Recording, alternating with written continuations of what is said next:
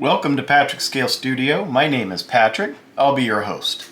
So this is build video 2 of Trumpeter's 1/350th scale USS Lexington CV-2. Now our first video, we managed to get the upper and lower hulls married together. And we can still see kind of some of the artifacts of that gluing process there. And that kind of helped us get these aligned and fitting properly. The bottom piece of the hull is no longer cupped in so much as it was before, and everything is real firm. We also got the anchor points in there for our base. I'm real happy to say everything there is firm and secure. So this video is going to be more hull work, and it is going to be working on this seam right here. So I can actually turn this over a little bit, and you might even be able to make this out on camera. There is quite the little shelf or seam, and it's not really so much a shelf as I think it's just kind of maybe extra flash or molding around this upper hull piece. So what we want to do is blend this into this bottom hull piece so that it looks like one smooth hull. We want it to look like one piece of plastic versus two separate pieces of plastic.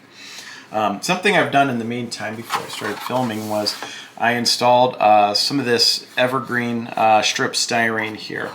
And what that's really going to do is I can push this down and I can put a little pressure on this seam for sanding. Before it was really, you could squeeze it together without any problem, and you still can a little bit up front, but not so much in the back now. You can kind of see there's not a lot of give. And it's just mainly because I put these strip styrene pieces in there. It also prevents a lot of twisting. I mean, you can still twist it a little bit, but most of the ability for this to twist or warp is completely removed. So besides this right here, some other parts of the hull that we need to tackle in this video are going to be some more hull parts up here. And I think a couple right here that I just want to make sure they blend in really well. These are separate pieces that I'm going to have to cut out and install, and we're going to just see how they fit and if there's going to be any gap filling or seam filling that we need to take care of. So it won't be a long video and it won't be the most exciting thing on earth, but hopefully you can sit back and see how I tackle this.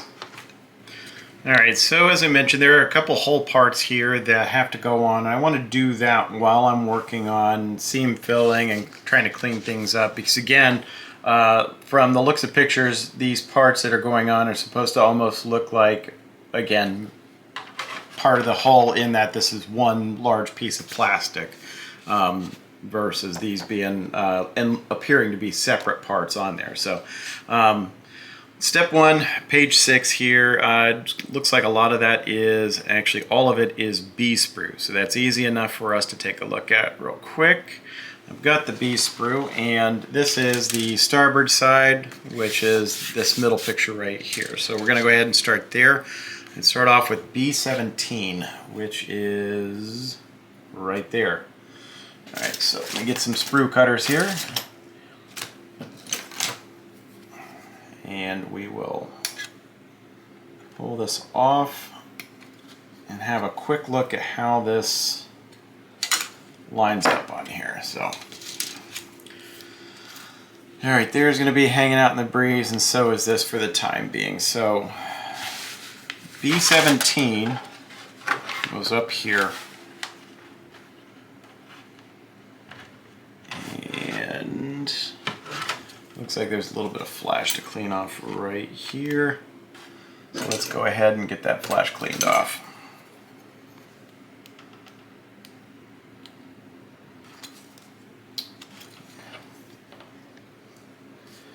A lot of flash.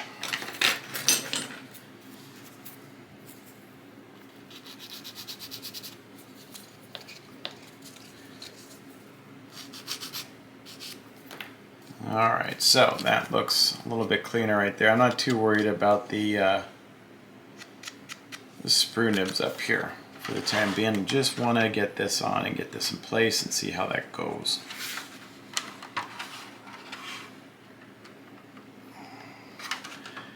Now, it looks like we'll be doing a little bit of seam filling here.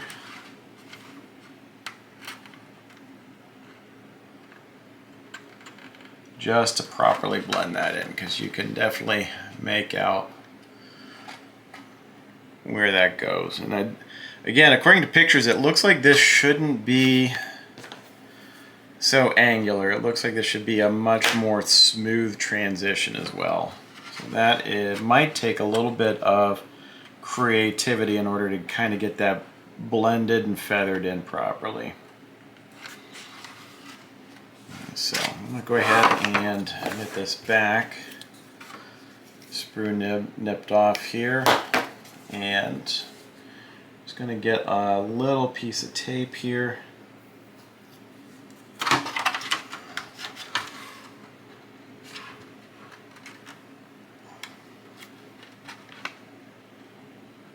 Now, at some point in time, I might even grab the deck on this, just so I can try to make sure that this is lined up. Might even be helpful just to put the entire hull upside down. Right, well, I got this temporarily in place with a little bit of Tamiya tape, and we already know that it looks like we're going to have to blend this in right here. So I'm going to go to the next one, which is B8.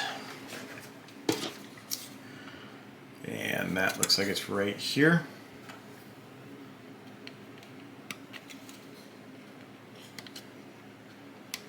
I'm just taking the sprue nibs a little bit proud on there, and I'm going to go ahead and clean this one up since it looks like it's butting right up against part B17. It's an older kit. And some things are to be expected a little bit. So that fits right there. And I kind of anticipated some challenges here. So this right here, I'm going to have to do a little bit of digging to see if the same issue exists here, where this needs to kind of be feathered in. I'm willing to bet though that it does need to be feathered in a little bit rather than being so angular at that attachment point right there. And then the last part right there that I'm kind of worried about is B2.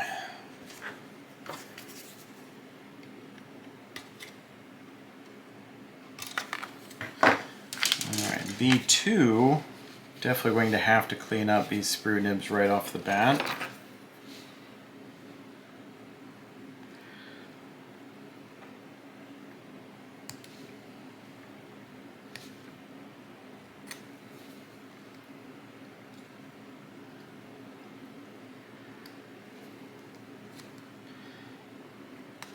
This Trumpeter plastic is pretty thin.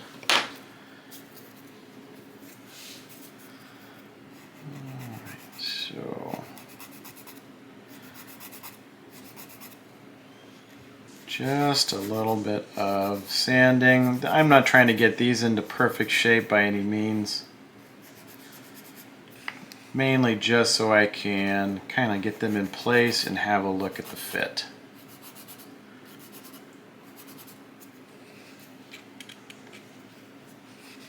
Just a little bit more there.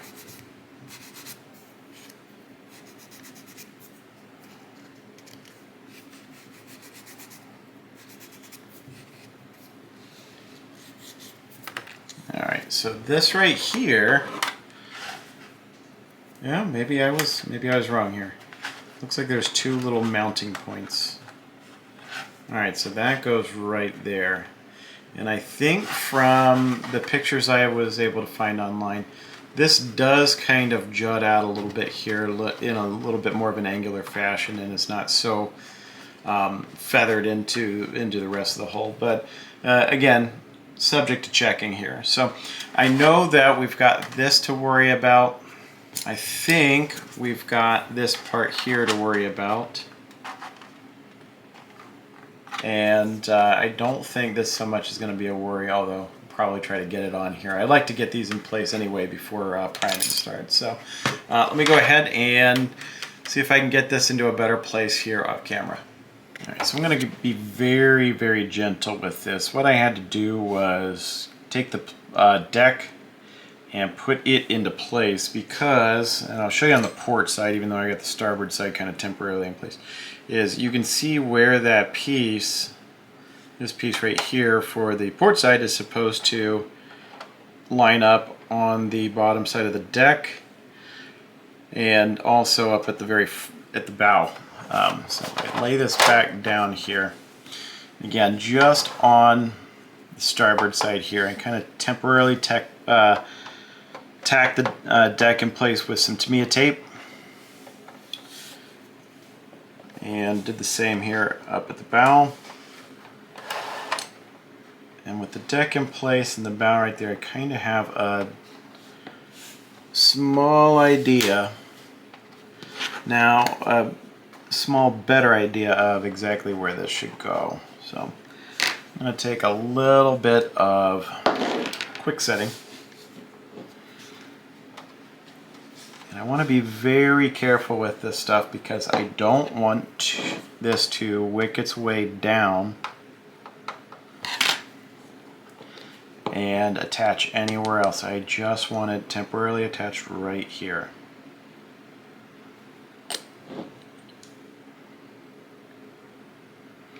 In my experience, oh, got a little bit of a fingerprint there. I guess I accidentally touched my finger with the little cement brush. That's okay, because again, I think we're going to be feathering this anyway, and it'll sand out.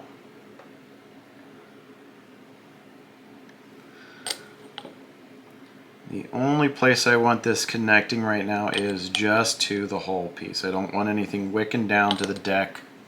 I don't want any premature attachment to the deck until we're ready to actually put that on. I'll let that set up for a few minutes, and I'm going to pull this deck and everything away here. I actually might do the port side before I do that, since I've already kind of got this lined up here. And we'll touch base here with what that looks like afterwards. Alright, so I've got these two hull extensions on, and actually while I'm at it, I would like to make a correction to something I stated earlier here. What I would initially said was I was going to try to blend these 100% in, but in looking at photographs and checking out historical references and whatnot, these are actually extensions. So the way this was originally molded by Trumpeter was if you wanted to model this in Lexington's early career. Right around the refit time where she had her 8-inch guns removed and getting ready for World War II. These right here were added as extensions to the deck. The flight deck was actually widened by that much, and so these two pieces right here, there should be a little bit of an angular attachment right there. That said, there's still a gap though, so I'm going to have to sand and fill that. I'm also going to drill out the anchor holes and some of these holes right here for the mooring lines, just so I don't lose that, because I'm going to probably, through sanding, erase most of this raised detail. I'm going to have to go back in and re-add it. But just wanted to correct that right now while I'm at it. Let me go ahead and explain what I've been doing here on the port side of this, and it's not anything I mentioned earlier, other than I knew I had to deal with the seams. And this is probably going to end up actually being a shorter video with not accomplishing everything I wanted to on this episode, just for the simple fact that this is going to take a lot of work, getting these seams under control here. Everything went down for the most part, but it's still, there's good gaps here. I'm going to go ahead and brush some of this sanding dust out, and you can really see some of these gaps right here that you can easily fit this entire blade into. So that is going to require putty, and is going to require a solvent-based putty, because as this thing is being picked up and down and things being put on there and sides pinched in to glue to the deck, it needs to be a solvent-based putty so it bonds into the plastic. The other stuff, like the Perfect Plastic Putty by Vallejo, that'll probably just crack and fall out on its own without any kind of something to really tie it in, like a CA or something like that. And frankly, the plastic's pretty soft and thin, and if I throw in CA, there's a good possibility, at least in my experience with some Trumpeter kits, where the plastic might start sanding before the CA. So I don't want that to happen. I was able to get a pretty good smooth area back here, but there's going to be a little bit of putty back here because there's just kind of a weird little shape, like on a profile. And I can't really show you that because as much as I tried to hold it up and look at it lengthwise myself, I couldn't see it, but I can definitely feel it. So I'm going to be putting a little bit of putty down here, and then pretty much the length of this. There's a bit of a step in certain places. I tried to sand it down as much as I could, but I need to fill the gap. Need to work around that step, and then right around here. Something else I've already done also is I put some putty on there. The join to the hull, this extension, the joint on this extension to the hull is not great either. You can see right here, again, there's a step. So you could run something along and it get hung up, meaning that there's a step instead of just continuing on its way on the other angular plane. So this is also going to require some putty. The putty is going to take a while to dry and cure fully, and then I'm going to sand it and probably apply a little bit more putty or a little bit more Mr. Surfacer, just something like that, just to really smooth this out. I'm going to take multiple coats of primer and what have you, just so I can get this to where I want it to be so it looks acceptable in my eyes. The starboard side actually worked out a little bit better, less of a step, less of a seam, but this port side is just, it did not work out as well as I had expected and as well as it looked at first. And I don't actually think it is a problem so much with how we went about it, because these little pieces of plastic card definitely overlap and go into the red part of the lower hole. It's just, I don't know, sometimes it is what it is, and that's why we do it. That's why we do what we do with modeling and everything like that. So they do make filler and putty for a reason. So I'm going to go ahead and get on with puttying that and show you kind of what I've got with the putty, probably before the end of this video. Alright, so I went ahead and got down the, it's just to me a basic type putty.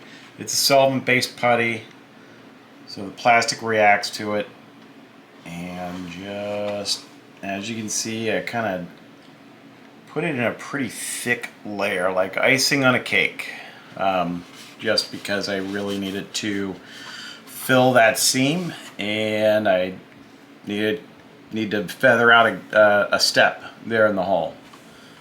So that's what we've done. This is obviously going to need at least 24 hours to cure properly, so it gets to be rock hard. I don't want to start sanding it earlier or start crumbling out. And at the same time, I conquered the mold parting line that goes down the center of the hull along with the little nibs right here. This is going to also need some putty, because when I started sanding that out, it definitely left some divots on each one of those. So I'm going to have to get those puttied up and sanded out as well. And then I still have the entire starboard side to go, but that should be a little bit cleaner and easier to do. For the most part, there's only a slight step right here, and there's one back here, as you can kind of see right there. You actually even see the lip here on the upper hull part right there. So I'm going to try to sand this a little bit here, and we'll go from there, but I'm sure this is going to get all puttied up as well.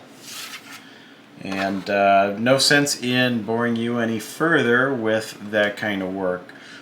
So hopefully by the next time we do something with Lexington, it'll be next week, we'll have all of this puttied up, sanded, feathered out, and should have some primer down so we can talk about other things like the propellers and the shafts that go there, and you know, some of these other little island areas here for like the guns that go on there. But you know, that's kind of where we're gonna leave it right now, because it needs a lot of work and needs a lot of drying and probably more putty.